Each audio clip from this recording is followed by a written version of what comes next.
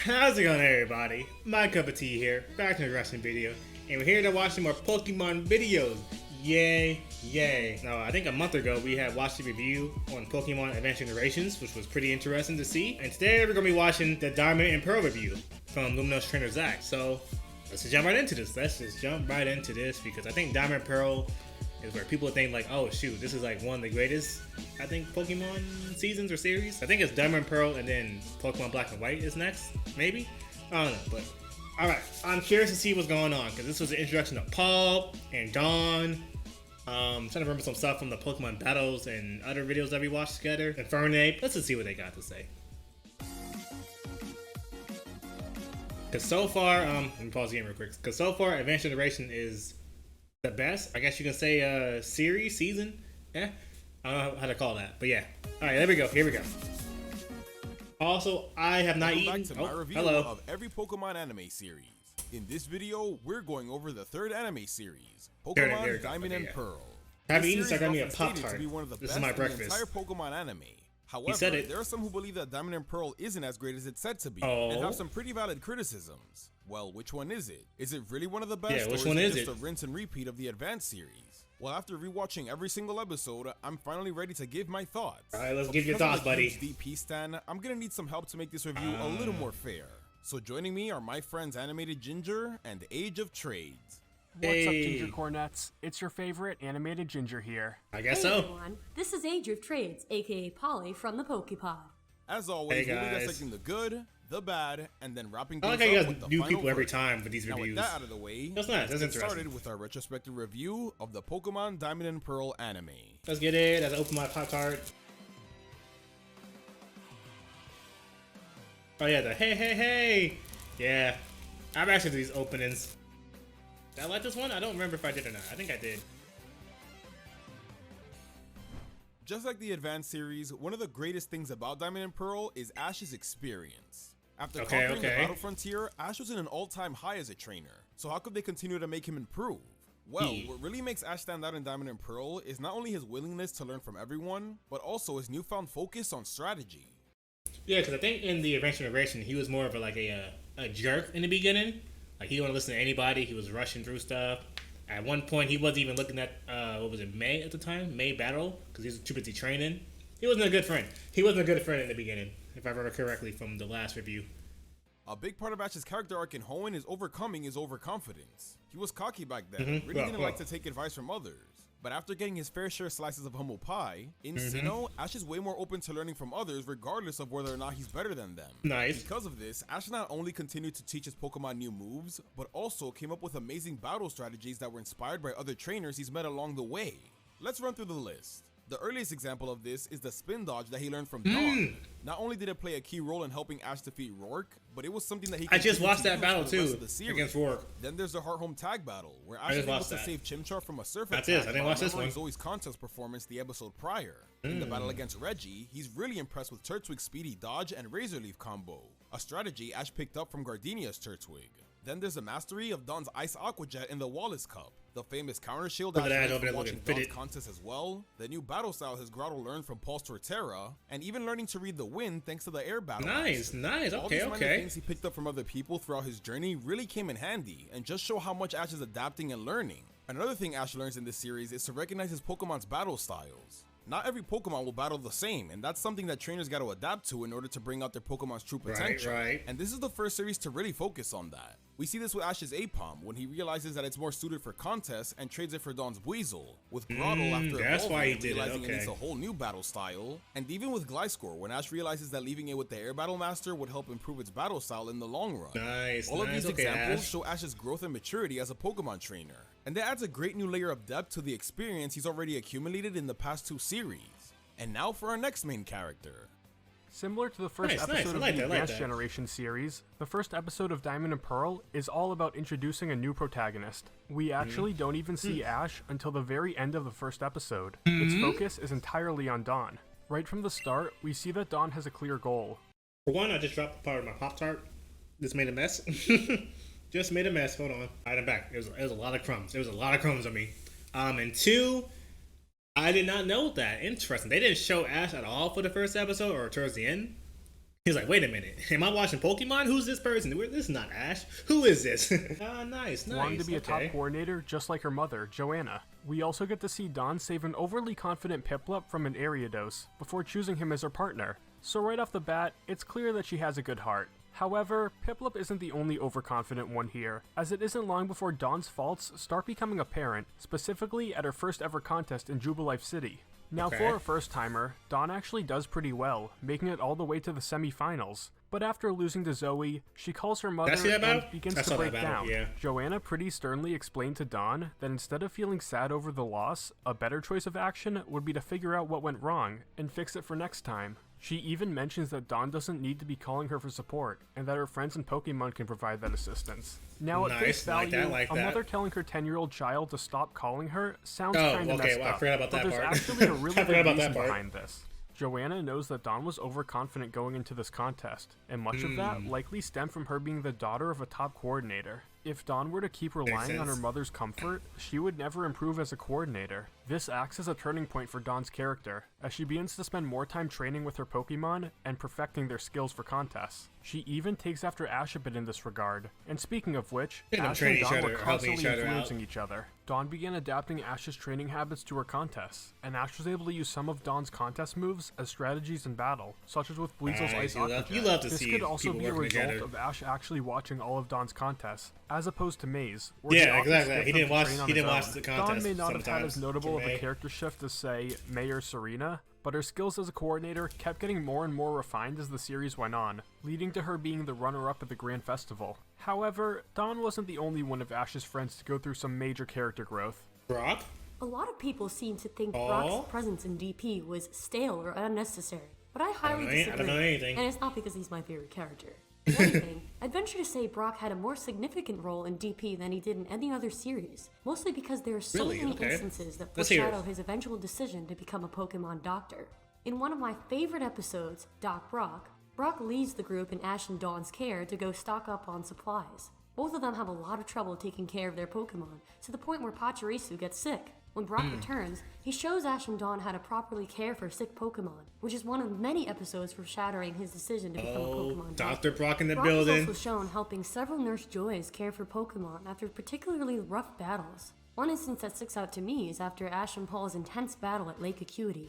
Like the previous seasons, not only is Brock the responsible caretaker of the group, but he's also the voice of reason within the group. He especially aids in breaking down the very complex battle strategies in major battles, especially the ones between Ash and Paul. Speaking of which, it's also worth mentioning that Brock is one of the few characters Paul actually respects. That's major. That's big right there. That's big. Right off the get-go. You know what, Brock? I like you. That's respect right there.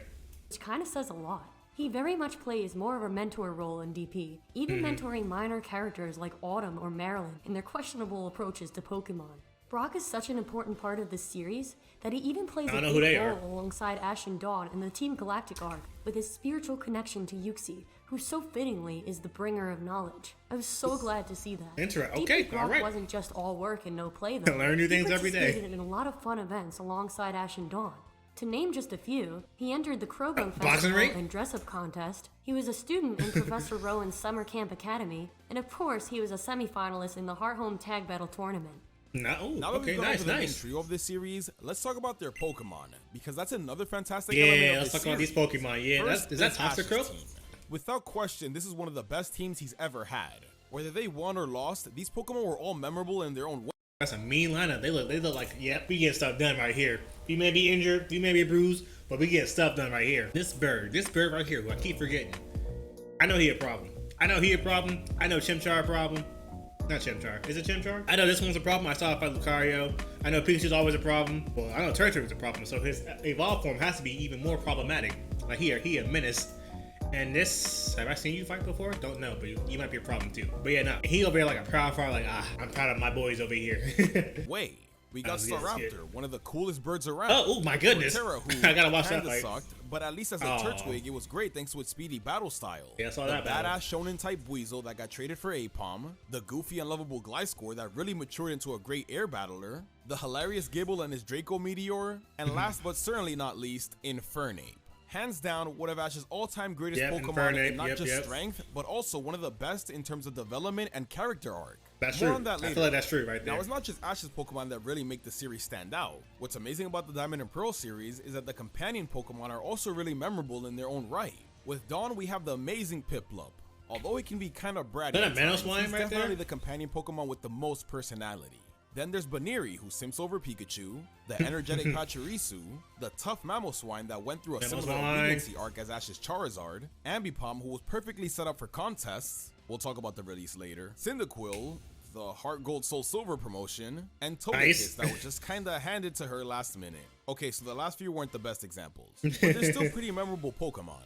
Also, it's worth mentioning that Dawn was the first companion and only companion until Go to have a full team. So that's pretty awesome. Then there's Brock's Pokemon, and even they were memorable. We got Sudowoodo, who evolved from the baby Bonsly that Brock brought over from AG. I did not know he evolved into that. Oh my goodness. Break when it comes to the ladies, and the insanely overpowered Happiny that perfectly fits Brock's new Pokemon, Dr. Goal. I think back then I remember seeing clips of like Toxic Croak over here hitting Brock whenever Brock would do like some sort of like, alright Brock, you're doing too much. Stop it, Brock. Stop it. All of them. Every single Pokemon that's part of the main cast really added to the enjoyment of the Diamond and Pearl series. As they should, since the Pokemon anime... Wait, is it Toxic Croak or Krogan? Sudowoodo, who evolved from the baby Bonsly that Brock brought over from AG. Krogan, who would just It's Krogan, my fault. It's Krogan. I kept saying Toxic Croak. My fault. I think that's his evolved form. Give Brock a break when it comes to the ladies, and the insanely overpowered Happiny that perfectly fits Brock's new Pokemon, Dr. Goal. All of them. Every single Pokemon that's part of the main cast really added to the enjoyment of the Diamond and Pearl series. As they should, since the Pokemon anime is about the Pokemon after all. And now that we've gone over them, time to talk about the times they've been the most useful. When thinking back to the Diamond and Pearl series, the incredible battles and contests always come to mind. While the gym structure itself wasn't much different, battles are some of the coolest strategies in play up until this point. Ash vs. Volkner is an especially standout battle, as Ash not only had to convince Volkner to actually keep participating in battles, but this was also where Infernape finally mastered Blaze. And speaking of Infernape, the Heart Home Tag Battle has to be one of the show's best non-league tournament arcs. During this tournament, contestants were paired up with a partner who they would have to battle alongside. And of course, Ash was paired up with Paul of all people. As you could imagine, the two are really out of touch when it comes to working together. But what really sets this arc apart is that they really don't become more in sync over time. In fact, the opposite is true, as the two's training styles clash here more than ever, which is extremely notable when Ash takes in Paul's recently released Chimchar. Contests, on the other hand, received a major glow-up from the advanced generation. Visually speaking, they were played up as a much bigger deal, with characters often dressing up and using ball capsules to give their Pokemon flashy entrances. Ooh, and we even got to see Dawn and May meet during the Wallace Cup, where they would battle it out in the finals. Dawn was sort of in a depressive state at the time due to a losing streak, but managing to defeat May helped her overcome it. It was kind of weird to see Dawn win, as she definitely had much less experience than May, but it certainly posed her as a talented coordinator. And speaking of being a talented coordinator, the Grand Festival did a great job showing off everything Dawn had learned while on her journey. While she did lose to Zoe in the end, it was definitely close, and demonstrated just how close Dawn was getting to her dream. But the real question is, how does this stack up to the Sinnoh League? Man, I am just nailing these transitions. In a surprising twist, Ash decided to bring back a ton of his past Pokemon for the event. We got to see Cyndaquil evolve into Quilava, Sceptile take down Darkrai, and of course, the return of a very handsome Noctowl. It also didn't feel like Ash's Pokemon got shafted, as he exclusively used them in his fight against Paul, which many still consider to be the best battle in the entire anime. Really? Interesting. Sorry, Ash vs. Kukui. Sure, the ending with Tobias was a bit disappointing, but this arc just showed how strong Ash has become. But Tobias was a I know I do. Sorry, Ash vs. Kukui. That was a fun battle too. The ending with Tobias was a bit disappointing. Yeah, that was. He was never going to win that one. Never. Before Best Wishes came along, that is.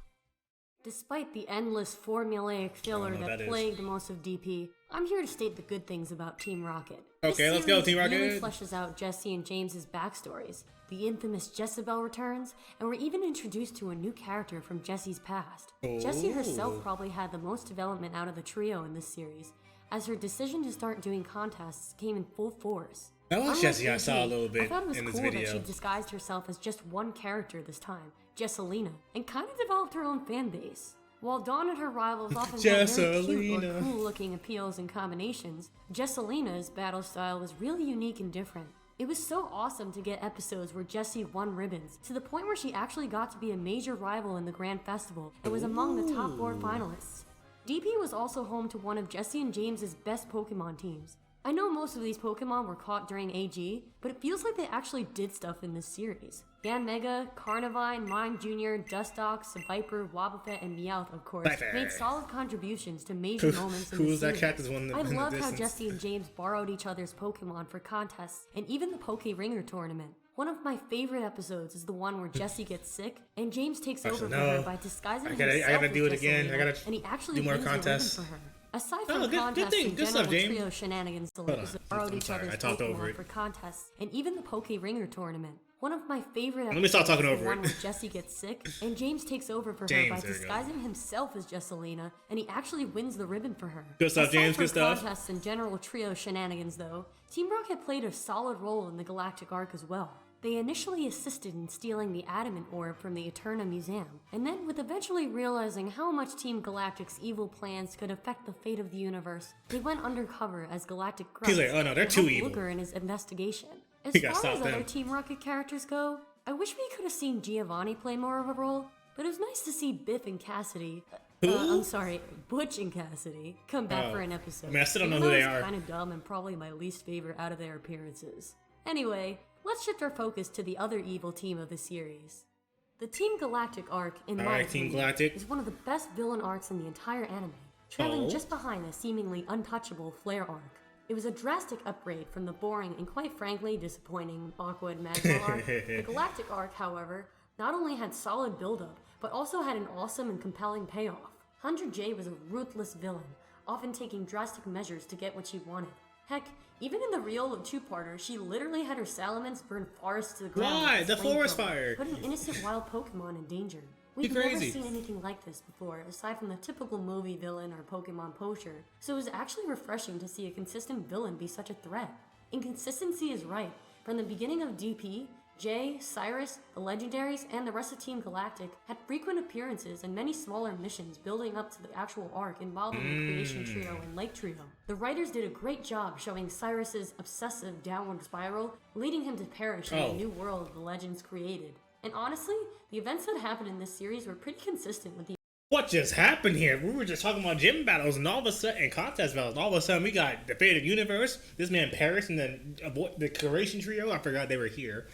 Wow, we just took a whole turn here. Events in the actual games. Something I loved about this arc, which set it apart from previous villain arcs, was that Ash, Dawn, and Brock were equally and significantly involved in the plot, with their connections to Azoth, Desperate, and Nixie, respectively. These connections were intertwined with other major events in the series, including Dawn's first day as a trainer, the Wallace Cup, and even right after Ash and Paul's battle at Lake Acuity.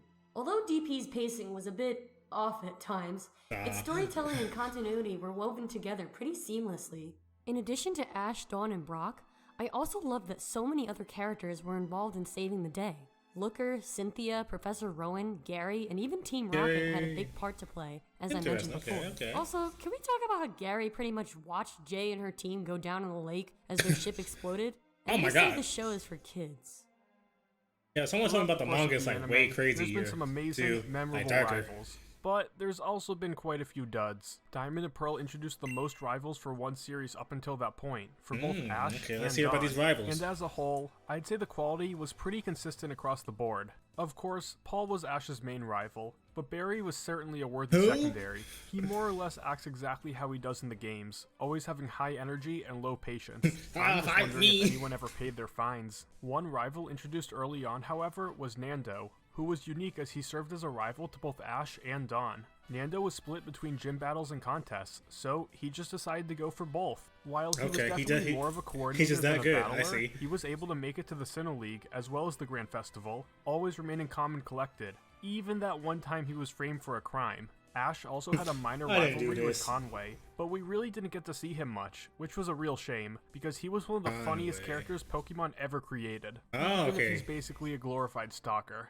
As for Dawn, the main rival was undeniably Zoe, who always seemed to be one step ahead of her. Their rivalry was definitely on the friendlier side, entire time. Both happy to give the other a hand when it came to training. One moment that stuck out was when they first met at the Jubilife contest, and Zoe told Dawn that she'd see her in the finals. While this didn't happen at the Jubilife contest, this one line foreshadows the two's final match at the Grand Festival. And while Zoe still won the match, Dawn was certainly a lot closer to her level than when she started. As for Dawn's other rivals, Kenny was a childhood friend who shared the same dream. He wasn't the most memorable character out there, but as the childhood friend cliche goes, he did have a crush on Dawn. She rejected him. Lastly, there's Ursula. R.I.P. my boy Kenny. Ooh. Cliche goes, he did have a crush on Dawn.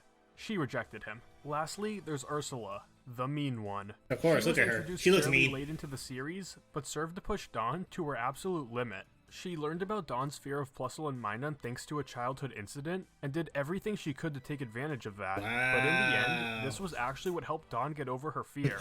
Yes, you get Ursula. You could also count Jessalina as a rival, but no. Alright, so you might have noticed how Paul glossed over a bit, and that's because we saved the best for last. As Ash's main rival of the series, he was done extremely well, and is one of the best things about this series. One of the problems with AG is that Ash didn't really have any major rivals. Yeah, that's right. Yeah, there was nobody in AG really. The writers simply didn't know how to give an experienced Ash a good rival yet. Well, it looks like Diamond and Pearl found the solution with Paul. What makes him work so well is that not only was he a jerk rival that we wanted to see Ash beat, but he also challenges Ash's views and ideals when it comes to raising his Pokemon. Right. For the longest time, Ash has stuck with the same mentality, that with enough training and support, any Pokemon can be strong. Paul's like, nah, they're not the strongest, I don't care. He's the complete opposite and only cares about a Pokemon's raw strength. This always caused the two to clash because Paul constantly puts Ash down for his training methods. What makes this rivalry even better is the fact that Paul is confirmed to have traveled and competed in the same leagues as Ash. So not only does he have a different viewpoint, but he also has just as much experience as Ash. It's not like he just started his journey and is suddenly cocky for no reason. Trip. Unlike Gary, who constantly teases Ash, his rivalry with Paul is a lot more personal because it's all about Ash trying to prove his beliefs. So when he loses to Paul, it hurts. We see this in their battle at Lake Acuity. Paul not only destroys Ash's team, but absolutely destroys his spirit. Clothesline. Now, as good of a rival as Paul is, what truly made this rivalry was the final ingredient, Chimchar. It's a Pokemon with immense power thanks to its Blaze ability. But I know Paul about this Chimchar stuff. I know about it. He gave up on it. However, Ash didn't give up on Chimchar, and with his training style, he was not only able to fully evolve it into Infernape, but also master the powerful Blaze that Paul was originally trying to bring out. The rivalry all depended on Chimchar, because if Ash failed with it, that would mean that Paul was right all along. That's why their final battle in the Sinnoh League is often regarded as one of the best battles in the entire anime. And we watched that greatness. Another rival battle. It was a battle with a lot of personal stakes in it for both Ash and Infernape. And on top of that, it's a battle and rivalry that was built up very well since the very beginning of the series. And you would think that'll be the final battle of that, I guess you can say, tournament. But no, and that's just the semifinals. Of course, the legend Tobias had to show up and I'm sorry, he's the myth now because I don't know if he's a real character anymore. The myth Tobias showed up and said, all right, you ain't making it past me, Ash. And he didn't make it past Tobias. So yeah. And that brings us to the final and most important positive. I wish that was a final battle, I feel. That the best thing about Diamond and Pearl is the fact that for the most part, this series knew where they wanted to go from the beginning. They had a general plan and direction. The most important arc in Diamond and Pearl is Ash and Paul's rivalry. The reason it was pulled off so well was the fact that this was a plan for the series all along. Whether Ash won or lost the Sinnoh League, the end goal for Diamond and Pearl was always going to be that final battle between Ash and Paul. Since his debut in episode 2, Paul has had a huge influence on Ash, and even when he's not there, he still manages to leave an impact. Everything Ash does in this series is not only to win the Sinnoh League, but more importantly, to defeat Paul. So when we finally reach that moment at the end of the series, after the constant battles, encounters, and conflicts, it's extremely satisfying. The anime accomplished what it set out to do. It's not just about Ash and Paul though. Dawn and even Brock get general direction as well. From the moment we meet Zoe, she says she wants to face Dawn in the finals. And what do you know, they actually do that in the Grand Festival. That's the overall goal the series was trying to reach with Dawn's character. There's also Ash's Apom that was always destined to be with Dawn from the beginning until it wasn't. And as for Brock, although not as I read about that too a little bit. His goal shift into becoming a Pokemon doctor was actually set up pretty nicely, with him getting lots of doctor moments sprinkled throughout the series. Almost like the anime sprinkled the seeds there. They sprinkled outing, so they wanted to slowly set up his reason to leave. Then there's our main character's connection with the Lake Trio. Nice, this was teased back in the very first episode, and as the series continued, we would slowly see it build up to the Team Galactica. Yeah, so the story direction was going pretty well here. In this series. For the most part, everything seems well thought out. It feels like it was well paced. Okay, I'm sorry. This is what makes for a really good series.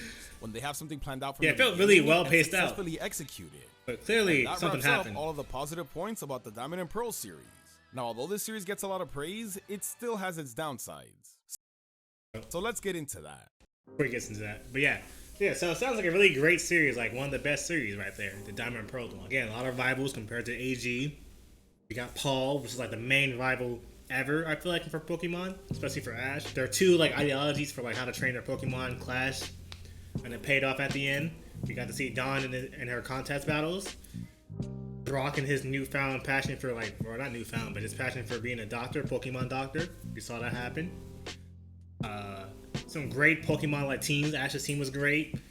Dawn's team was great. We got to see Krogun, one of my favorites. Yeah, it looks like a great series. So I'm curious to see what were the negatives. What's so negative about this series that some deem it not to be the best? Because I can see why it's one of the best. So let's hear about the negatives, shall we?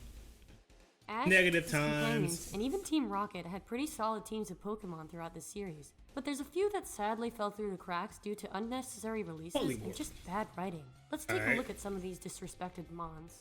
What started out as a touching story of Cacnea joining the team in AG after Arbok and I saw Cacnea wasn't being... eventually turned into this. During James and Gardenia's tag battle against Ash and Dawn, Gardenia sees Cacnea's potential and suggests that James leave it in her care to learn Drain Punch. James lets his insecurities as a trainer get the best of him, which influences his decision to leave Cacnea with Gardenia. Really, James? I mean, it's nice to see that James is thinking about what's best for his Pokemon, but this excuse to give it away just comes out of nowhere. It's just sad to see Pokemon time and time again either get released or be given to minor characters never to be seen or heard from again. Which leads me to yet another similar situation. And this one was a real heartbreaker. Jesse's Dustox. Dustox was not only a frequent participant in Jesse's contests in Hoenn, but was also instrumental in winning Jessie her first contest ribbon in DP. Yeah, Jessie also had a very strong bond with Dustox, more so than any of her other Pokemon, I dare to say. Which is why fans felt so cheated and sad when she released it after so many fond memories together. This was pretty much bye-bye Butterfree all over again. While it was a real tearjerker of an episode, you class a Pokemon too? When Pokemon are carried over from the previous region, only to be replaced halfway through as if they were nothing. Hadn't we suffered enough with Arbok and Weezing's release? Anyway, that's... She released those too? What is she doing? Why are you releasing these Pokemon? What's going on here? For the Rocket Mons. And now on to Ash's Torterra. Yeah, apparently this one, whatever this is. Torterra was the interesting build-up that kind of went nowhere. It's a shame because I love the Turtwig line in general, and I was so excited to see it progress during Ash's journey. Yeah, Turtwig was doing some crazy stuff when I was seeing it fight.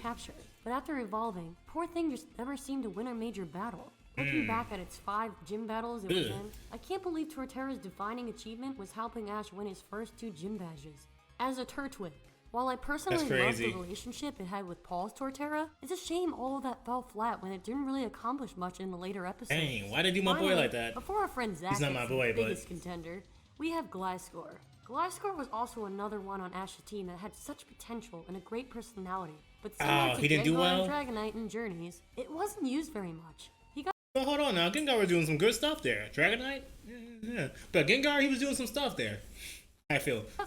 I could be wrong though. I only saw the fights. In Ash's Sinnoh League battle against Paul, but that's about it. Master 8 fight. All right, now when it comes to disrespected Pokemon, we save the best for last. There's Apom. More like the worst. Ambipom. There's Apom. Yeah, that's right. The way he was describing Apom. Apom was a Pokemon that was perfectly set up for contests thanks to seeing May compete in the Kanto Grand Festival back in AG. Right. We would then see its interest in contests be further developed during the beginning of Ash's Sinnoh journey. So when it's time for Ash and Dawn to trade, it's actually done really well because it makes sense.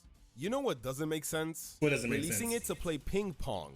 Like, what the actual fuck, Diamond and Pearl? I get that maybe you wanted to make space for some of Dawn's new team members, and honestly, it wouldn't even be that bad if it was a Pokemon like Pachirisu or even Baniri. But Ambipom, one of the most well-developed Pokemon, for a Cyndaquil with 0 personality and an underdeveloped Togekiss? I seriously want to know what was going through the anime staff's head when deciding this. Like, you've literally spent all this time setting up this Pokemon story arc only to throw it out the window in the dumbest way possible. They're really playing ping pong. What the heck? What? What? Why are you doing this? because when I was like doing my Pokemon research time for the last Pokemon battle that I just watched, I saw that she traded it for someone named O, I think, for ping pong. Like, what does that mean? She literally traded it so it could play ping pong. She literally did that. That's why. What? At insult to injury, they made Ambipom lose in its last contest ever in the episode prior. It doesn't get any more disrespectful than that. True. This was straight up character assassination. I honestly hate that this happens so much, and it'll always be one of the worst things about Diamond and Pearl. Aside from disrespected Pokemon, the DP writers really dropped the ball on 2 potentially great captures for Ash's Sinnoh team. The episode Mass Hipposis seemed to be a clear setup for Ash to catch a Hippopotas after saving it from being stranded on a steep cliff. You'd think after a wild goose chase to rescue it from Team Rocket's clutches, Ash would have caught it, but nope. This episode actually turns out to be pretty pointless, with Ash determined to return Hippopotas back to its herd. And to add salt to the wound, this Hippopotas actually returns later in the Biff and Cassidy episode, but they still don't give it to Ash. So what was the point? The second episode is probably the worst offender of the two. Please tell me. Riolu and Lucario fans alike got lucky this year with Ash catching a Riolu in Pokemon Journeys, but imagine if Ash had caught a Riolu early on, especially in its native region. He would have been busted. He would have taken over the world. Pokemon Ranger and the kidnapped Riolu developed a Do you just backhand? Okay. Especially after learning that Ash shared the same aura ability. This special not only showed continuity from Lucario and the Mystery of Mew, but also introduced an interesting side quest from Hunter J and wanting to capture the Riolu. Too bad Ash and Riolu's bond was all for nothing, as Riolu decides to stay with the breeder who originally We'll say that for Journeys. Man, whether you think Ash having a Lucario is overhyped or not, you gotta admit, this was still frustrating. At least we have the one from Pokemon Journeys, so I guess it was worth the wait after all. Yeah. Oxford Dictionary defines the word filler as a thing put in space or container to fill it. Breaking down the filler definition. A person or thing that fills a space or container. Dang it, that's not it either. That's not it. Oh, that's not here we are. Filler is a good 40% of the Diamond and Pearl series. Ooh! Hurting me again. Another attack to the body. Ooh! That was a gut punch right there. Ooh! I'm holding my heart, but that felt like a gut punch. Ooh! Ooh! 40% filler right there. Ooh! Ooh! I'm sorry, Diamond and Pearl fans out there. Ooh! That sounds bad. Maybe they were good filler. The series follows both Ash and Dawn's Journeys. Pearl series. The series follows both Ash and Dawn's journeys, which in theory should take the same length as the Advanced Generation. I hate bad pace on animes. I hate it so much. Advanced Generation wrapped all that up in its 3rd season, and the 4th was sort of an extra adventure. Diamond and Pearl honestly could have just been 3 seasons. Or if they did need a 4th, they could have added some kind of extra story, perhaps something involving the Battle Zone. We didn't even see the Battle Zone until Pokemon Journeys, 10 seasons later. What's up with that? The show's pacing had a tendency to be really inconsistent. There's often gaps of 20 to 30 episodes between gym battles. Sure, they could fill that time with a contest or villain arc, but most of the episodes involve our heroes meeting a character of the day, solving their problem, and then never seeing them again. Oh, and Team Rocket always squeezes their way in. Maybe if we're lucky, someone could learn a move or something, but too many times, episodes just feel pointless. Also, for a season literally called Galactic Battles, there was surprisingly little Team Galactic to be found. That's crazy. This is also where we began the infamous 1-year gap between Ash's 7th and 8th gym battles. Sure, there was a lot going on within that year, like the return of Brandon, Ash and Paul's Lake Coyote battle, and even the Twin Leaf Festival. But you can really tell at times that they were just dragging the story out. They even gave Dawn another losing streak just to buy some time until the Grand Festival started. But once it does, build up to her picks up tremendously. fight at the Grand finals. Festival leading right into Ash vs. Volkner, which is soon followed by the Sinnoh League. However, it felt like for every meaningful episode, there was one about a group of Psyduck that just refused to move. Like, this was one of the game's roadblocks, but I don't think it needed to be made into a full-length episode. It needed to be a full-length episode. It had to be a full-length episode, these group of Psyducks. Going back to that 1-year gap, however, please tell me. Although it did have a lot going on, we still have to mention the weakest part of it. And in our opinion, it's the Heart Gold and Soul Silver arc. To help promote the release of these games, Pokemon aired a 5-part arc in which our heroes meet 2 characters from Johto, Lyra and Corey. Now this arc actually has a pretty cool start, with Dawn receiving a Cyndaquil egg from Lyra, and Corey revealing that he wants to be a Pokemon breeder, leading Brock to become a sort of mentor figure to him. However, everything starts to go downhill when the two become temporary travel companions. The more we saw of Lyra in particular, the more annoying she got. She was basically an in-canon shipper. Her defining goal as a character basically resorted to making Corey more confident, and for some reason, she always called Dawn Dane. Actually, let's touch upon that, because it made no sense to me back in the day. In the Japanese version, she calls Dawn Hikarin, which is her Japanese name Hikari, only with an N sound at the end. In Japanese, adding an N sound to a name can be seen as a cute nickname, but my god did that get lost in translation. One moment that perfectly sums up Lyra's character is a scene in which the gang has to share 7 cookies among the 5 of them. Corey does the math and determines that everyone should get 1.4 cookies, but then Lyra basically says screw it and grabs 2.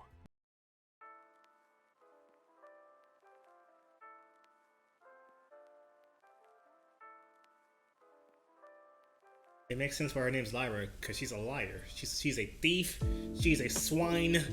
She must be punished for her sins. She just said, forget math. I'm gonna just grab 2. Also, why not just call her Donnie or something? Why dang? That makes no sense. What? Yeah, Donnie could be her nickname, I guess. It still sounds kind of cute, but I guess they're gonna go full on with the I'm annoying route. And I think they stuck the landing just from like hearing about her. I think she stuck the landing with the annoying route. Like I should get 1.4 cookies, but then Lyra basically says screw it and grabs 2. Like I said, she's just so annoying. Corey, on the other hand, was definitely more bearable, and I actually quite liked him acting as Brock's student. However, the whole arc seems to focus on his confidence issues. He's definitely more of a thinker than a doer, similar to how Go was in the beginning of Pokemon Journeys. However, this character arc just feels kind of out of place, especially since they only had 5 episodes to develop him. The episode where Corey sees the most growth is when he catches a Gibble. The episode plays it out as if Ash is going to be the one to catch Gibble, but then Corey swoops in and catches it for himself. Kill steal. The intention here to show Corey's development by having him catch a strong Pokemon, but then Ash catches his own Gibble 12 episodes later. You see why I find this arc pointless? Oh yeah, there was no point. With Dawn competing in the lily pad contest, with Lyra and Corey not really serving much of a point to being there. And then they fly back to Johto after getting their butts kicked by Ash and Dawn. This definitely wasn't the worst arc Pokemon had, but it was just dull and kind of pointless. And for how good Heart Gold and Soul Silver were, they definitely deserve better. You know what else deserved better? The ending. As much as I love Diamond and Pearl, I myself will admit that the way they ended the story, specifically for Ash and Dawn, was not the best. I'll start with Dawn, as it isn't as bad, but honestly, she should have won the Grand Festival. They took her all the way to the Grand Festival finals and made her face off against her main rival, Zoe. Because Dawn never beaten Zoe before, this would have been the perfect moment to do so. But they didn't because I guess main characters aren't allowed to reach their goals. Or not in Pokemon. No, you gotta wait years later for her not being able to travel with Ash anymore. Dawn was so ready to go to Kanto with Ash, but she doesn't because she gets a last minute call from that fashion lady from that one random episode because they wanted Baneri to be a model for them or something. I don't know. What? Excuse me? They could have honestly given a better excuse. Like maybe Dawn wanted to do contests in Hoenn or Johto, not this random modeling crap. So I'm sorry for pausing so much, but so A-Plum leaves the team, or Dawn gives it to A-Plum because A-Plum wanted to do ping pong, and Dawn wanted to go with Ash and Brock, but she didn't because Baneri got contacted to be a model. What? What are these random jobs out of nowhere? No, what's going on here? It's not like maybe Dawn wanted to do contests what is happening here? Johto, not this random modeling crap. It's never even mentioned how that went in her return in Black and White, so that just shows how last minute and irrelevant this was. But nothing will be worse than the absolute disrespect Ash got. After having the best battle in the entire anime, Ash is then put up against the infamous Tobias. The myth Tobias. He was clearly Tobias. created to prevent Ash from winning the league. He's the complete embodiment of the anime staff's stubbornness to not let Ash win, to the point that they even gave him legendaries to finish the job quickly. That's crazy. Cool to see Ash take down some legends, showing how strong he is, but is it really worth making him lose the Sinnoh League this badly? What makes it even worse is that the other guy who makes it to the finals did worse than Ash. What? Oh, it wasn't even the finals when he fought Tobias? That's even crazier. Wow. Because I feel like Ash versus Paul should have been in the finals. But you know Pokemon, how they be like doing Ash dirty sometimes. Like, it took over 20 years for Ash to win I think a major tournament, I think. Yeah, but Tobias showing up out of nowhere just to cause some ruckus. The myth Tobias, right? The myth Tobias. So if Tobias never existed, Ash pretty much would have been able to win the league. Yep. All this did was soil the ending to Ash's Sinnoh region run. A 4-year journey gone to waste after a single episode. You really hate to see it. Yeah. And Tobias never showed up again. All right, that's crazy. That wraps up all the major elements of Diamond and Pearl. Now it's time for the final verdict of the series. Boy, does it. I feel like, because that filler thing really is, like, it can, like, stop people. You know, I understand why people say it's not one of the best, because that 40% filler, that does hurt. That does hurt. Because some people can be like, oh, you can just skip the filler. Well, if you're waiting weekly for, like, the show to come out, you can't really skip the filler, because the newest episode would be the filler, so you can't really skip it. So I can understand why it's not, like, ranked high on some people's list. I feel like I don't have any input on this, because, again, I didn't watch the series, so I can't really say much about it. But just from hearing the talks, I feel like it should be up there. It might change when I hear these other reviews, but I feel like it's the best out of the 3 we have seen so far, reviews. And after rewatching every single episode, I can ultimately say that Diamond and Pearl is in fact a great series. Shocker, I can ultimately say that Diamond and Pearl is in fact a great series. Oh, is in fact, okay, Shocker, yeah. I know. Whoa. Now, obviously, it's not a perfect series, especially since we just pointed out its flaws. But honestly, I think Animated Ginger put it best in his series ranking video when he said that Diamond and Pearl feels like the definitive Pokemon anime. It follows the same structure that was introduced in the original series, but does the absolute best with it. Yes, it has its pacing issues when it comes to filler, and I will tip my hat to AG for doing a better job when it comes to that. But what series doesn't have its fair share of boring filler? Other than that, for the most part, Diamond and Pearl excels at everything else. The gym battles are much better, the contests are better, the league was the best of them all at this point. We get lots more development and training episodes for both Ash and Dawn, and this series did a better job at treating our main characters as equals. Yeah, Go, it's cool that you're a double protagonist and all, but Dawn was kind of the OG at that. We even get a successfully executed evil team arc that the series built up pretty well. And of course, the biggest highlight is Ash's main rivalry with Paul, an element that was missing in AG, unfortunately. Afterwards, we get Black and White, where they attempt a soft reboot. Then we get series like XY, Sun and Moon, XY is the one people like. All do things a bit differently to shake up the formula. Because of this, the anime hasn't really felt the same since then. DMP. Now, I'm not saying that's a bad thing, but just that Diamond and Pearl, XY, Sun and Moon, and Journeys that all do things a bit differently to shake up the formula. Because of this, the anime hasn't really felt the same since then. Now, I'm not saying that's a bad thing, but just that Diamond and Pearl is the last to stay true to what the Pokemon anime was originally meant to be. In our opinion, it was the one to perfect the formula that was introduced in the original series, and even feels like a conclusion to the first era of the Pokemon anime. And that's why we believe that Diamond and Pearl anime is a great Pokemon series. It's a pretty pog one, if I do say so myself. I'm okay with that, yeah. I like that. Thanks everyone for watching my review of the Diamond and Pearl anime. And special thanks to Animated Ginger and Paulie for joining me. Also, shout out to Silver Storm for this awesome cover of Psycho Every Day. Check them out if you haven't already. Last but not least, make sure to live your life to the fullest, and I'll see you next week for my review of the Black and White anime. Should be interesting. Wait, why you say it like that? Whoa, we're not here to watch Beyblade right now. Whoa.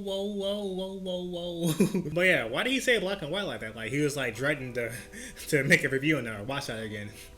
I don't know. The way he said it sounded like, oh no, Black and White. I think Black and White, again, it was a reboot. I think Ash was like stupid in the beginning, if I remember correctly. This was fun to watch. It was fun to watch another anime review on Pokemon, the Diamond and Pearl series. I think my first ever Pokemon game was Diamond and Pearl. I never beat it because I was a kid back then. I was pretty stupid. I didn't know how to beat it. I'm like, this game's too hard. Yeah, but I think that was my first game ever I played on my DS. I think I had Diamond? Yeah, I had Diamond. Never beat it though. Never beat it. This was fun. The battles were intense from the ones I remember. I think I've seen more Diamond and Pearl battles. That's a lie. I've seen more Journeys battles, I think. The characters are great. I actually had rivals this time compared to AG. That's about the 40% filler thing. Ooh, I hate filler. Like, I'd rather anime just like go on like a break. Like, just like, hey, go like on a break and then come back like the next couple of months. Like, all right, boom, canon stories, good pacing. That's it. Like how the new animes are coming out right now. Like My Hero or Jujutsu Kaisen or Demon Slayer, they do like 13, 26 episodes. They take a break, they come back like in like a year, boom, more stuff. I said 3 months. I meant to say a year. They come back in a year, boom, more canon stuff, no filler. Usually. Great video, Zac. I have learned a lot. It's quite unfortunate how they did Ash and not Paul, Dawn dirty in their respective finals, or I guess Dawn in her finals and Ash in his. This wasn't even a semifinals. They don't like to see them win. The animators don't like to see their main characters win. But we get to see Ash versus Paul, which is probably the best rival battle in Pokemon history. But that's gonna do it for this video. Hope you enjoyed my reactions. And yeah, thank you for watching. My cup of tea is out of here. Goodbye, everybody. Man, I just can't believe Dawn, or they made Dawn have two stupid. I can't believe they made Dawn have two stupid situations, where she gave up the A-Plum for ping pong, and she didn't go with Ash and Brock to, what was it, Johto? Or some other reason, because a model agency called her, who wasn't even that important apparently. It doesn't make any sense. It doesn't make any sense. Why?